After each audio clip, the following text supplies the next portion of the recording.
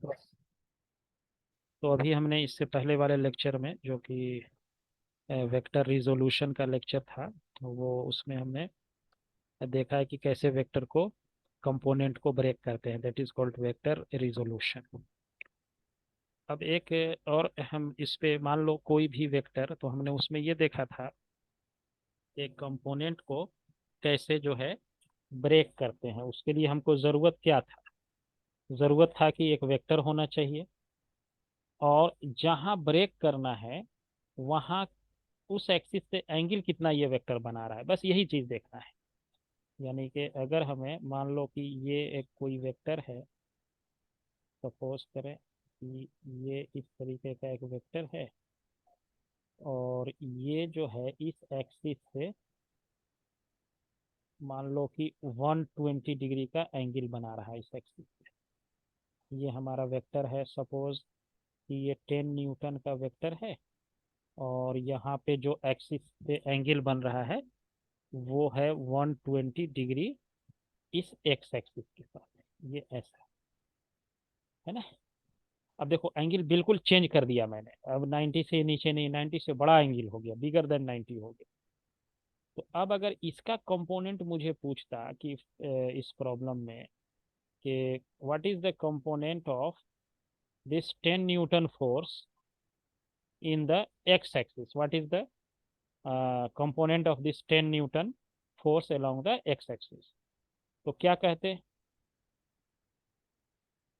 इसका? सिंपली कहते क्या कहते? 10 cos 120 डिग्री, 10 cos 120 डिग्री, बस यही कहना है। 10 देख लिया मैग्नीट्यूड है, एंगल देख लिया 120 बन रहा है, ये कंपोनेंट हो गया इसका। अब इसका जब वैल्यू निकालोगे तो ये cos 120 कितना होता है? माइनस हाफ होता है, यही ना। तो ये हो गया -5 Newton. So it is -5 Newton.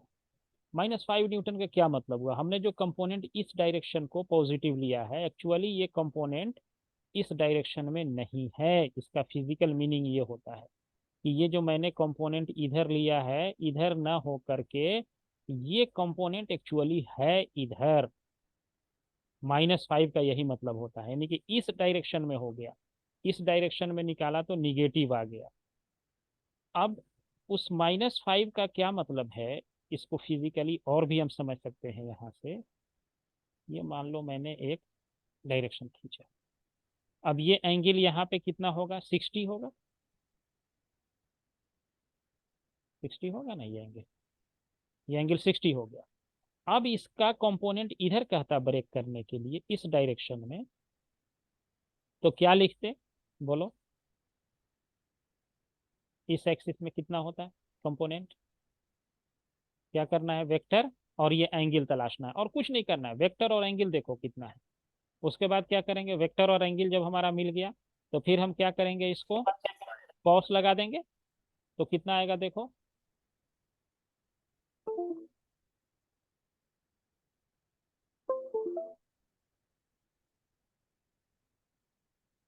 कितना आएगा?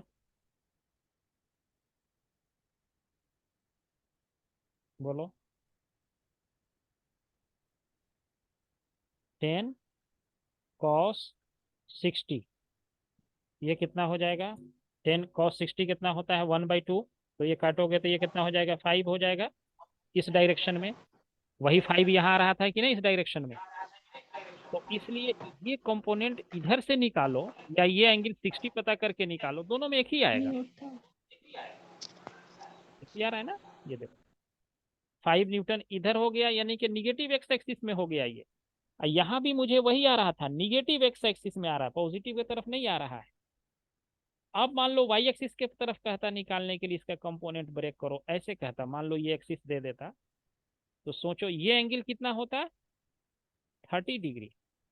तो अब इधर कंपोनेंट ब्रेक करते तुम तो आई कितना? Root three 5। हाँ, 5√3 हो जाता है, यानी ten root three cos 30 that will be equal to 5√3 हो जाएगा।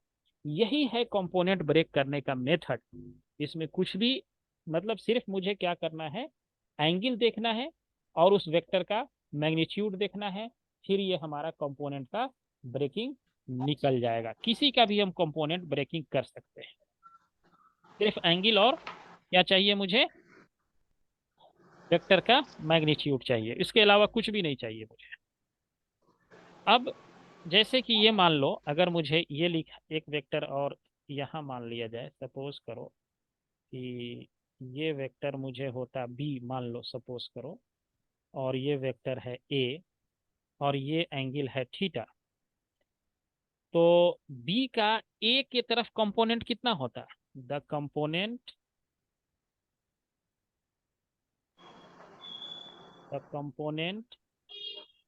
ऑफ वेक्टर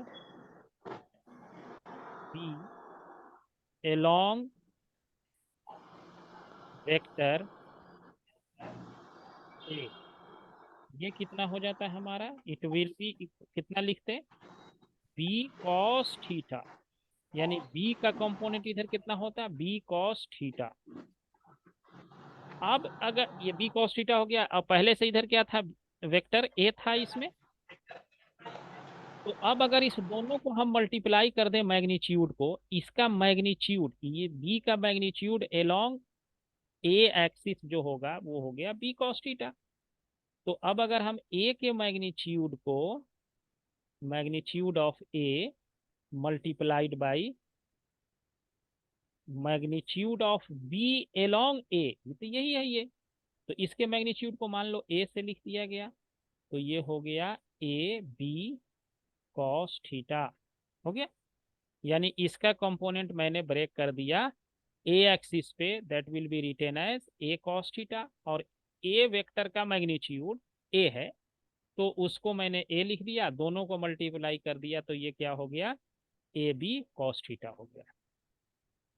अब अगर हम ये करते हैं, इसको सपोज करो कि अगर इसको ये किया जाता कि इसका उल्टा किया जाता, मान लो सपोज करो ये एंगल वही थीटा रखा गया, ये वेक्टर ए है, ये वेक्टर बी है, और इस दोनों को क्या किया गया कि एंगल जो है सेम एंगल थीटा पे रखा गया, इंक्लाइन किया गया।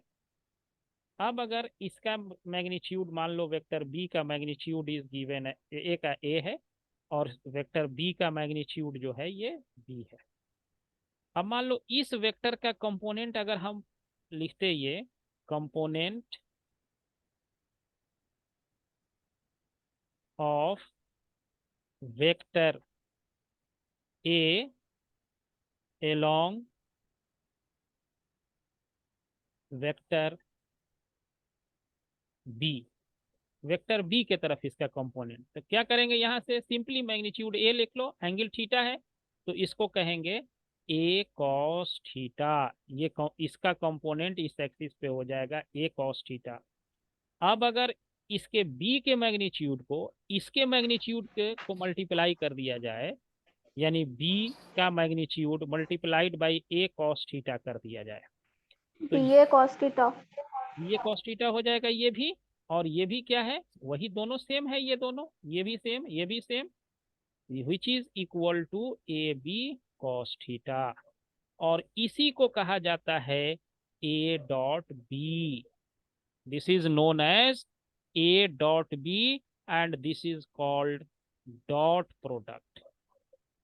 तो दो वेक्टर का अगर मुझे डॉट प्रोडक्ट निकालना हो, तो कुछ नहीं है, क्या करना पड़ेगा कि उस दोनों वेक्टर के मैग्नीट्यूड को मल्टीप्लाई करो, और उस दोनों वेक्टर के बीच एंगल देखो कितना है, तो उसको जो है मल्टीप्लाई कर दो, तो ये डॉट प्रोडक्ट कहलाएगा। अब अगर हमारे पास फॉर एग्जाम्पल के तौर पे ले लो, यहाँ पे मेरे पास मान लो आई है, ये आई क्या होता है, यूनिट वेक्टर है, और डॉट करना हो आई यूनिट वेक्टर से, तो क्या करना है, ये वेक्टर ए का मैग्नीट्यूड है, ये वेक्टर बी का मैग्नीट्यूड है, थीटा इस दोनों के बीच का एंगल है, यही दोनों तलाशना है इसमें से। तो इस आई का मैग्नीट्यूड कितना हो जाएगा, 1, फिर इस आई का मैग्नीट्यूड कितना हो जाएगा, 1 मल्टीप्लाइड बाई 1, फिर इंटू कॉस थीटा, आई और आई के बीच एंगल कितना होगा, ये भी आई इधर ही, ये भी आई इधर ही है, तो आई और आई के बीच एंगल कितना हो जाएगा, 0। तो इसलिए ये 1 होता है, आई डॉट आई जो है इसीलिए ये 1 होता है। Similar way J dot J का मतलब है वेक्टर ए के जगह पे हो गया जे, बी के जगह पे हो गया जे, एंड थीटा हो गया जे और जे के बीच का एंगल वो 0 है। तो जे का भी मैग्नीट्यूड 1, फिर इस जे का भी मैग्नीट्यूड 1, और कॉस 0 तो ये हो जाएगा 1, ये भी होगा कॉस 0 1 होता है तो ये 1 हो गया। सिमिलरली के डॉट के विल बी इक्वल टू 1। ठीक है, अब इसका उल्टा सोचो, आई डॉट जे होता तो क्या लिखते, ए है आई का मैग्नीट्यूड, बी है जे का मैग्नीट्यूड, तो मैग्नीट्यूड आई का भी 1 जे का भी 1, और आई और जे के बीच एंगल कितना होगा, एक है वेक्टर हमारा इस एक्सिस पे, जे होता है इस एक्सिस पे, एंगल हो गया 90 डिग्री, तो ये 90 डिग्री हो गया कॉस, कॉस 90 0 होता जीरो। है, इसीलिए आई डॉट जे जो है वो 0 हो जाएगा, और जे डॉट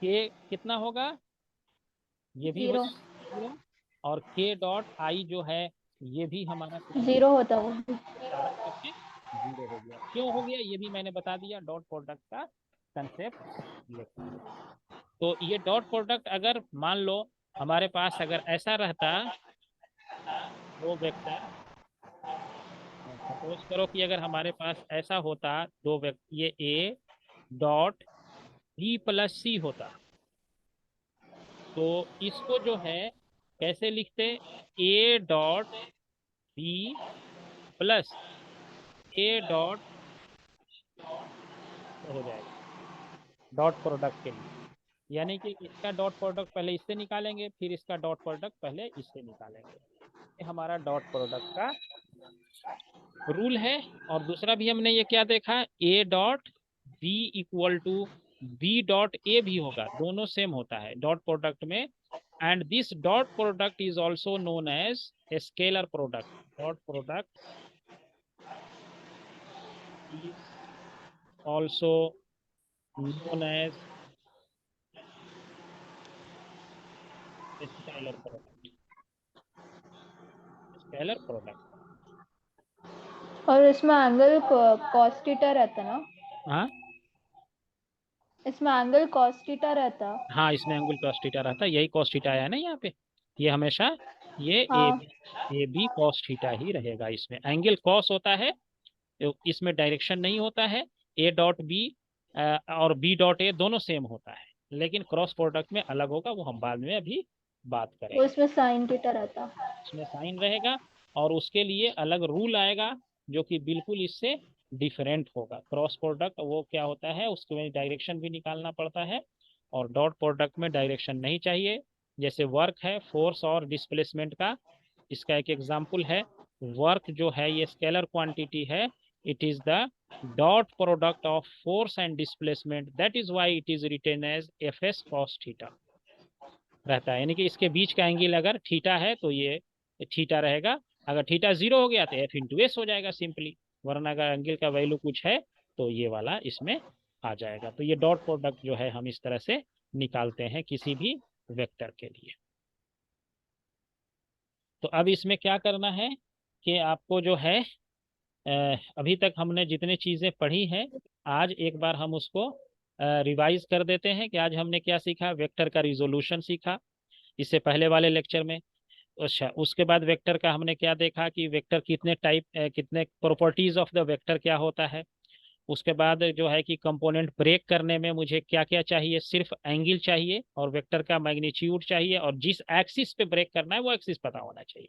उसमें क्या करना है, कॉस लगा देना है, हर केस में लगता कॉस ही है। स्पेशल केस हो जाता है जब हमारा साइन आ जाता है, जब दोनों के बीच एंगल 90 डिग्री हो जाता है। तो ये सारा हमने आज के लेक्चर में डिटेल में स्टडी किया और ये चीज़ें समझा। अब नेक्स्ट लेक्चर जो हम डिस्कस करेंगे उसमें आएंगे क्रॉस प्रोडक्ट, और क्रॉस प्रोडक्ट जब ये हो जाएगा तो ये वेक्टर का ऑलमोस्ट पार्ट फिनिश हो जाएगा। उसके बाद इसमें बहुत ही अच्छे अच्छे न्यूमेरिकल्स वगैरह हैं वेक्टर को एनालाइज करने के लिए, और थोड़ा सा हम मैथमेटिक्स भी आपको पढ़ाएंगे इसी लेक्चर में। इसी में थोड़ा सा मैथमेटिक्स का फिजिक्स में क्या क्या यूज होगा उसके कुछ पार्ट्स जो हैं हम डिस्कस करेंगे। ओके।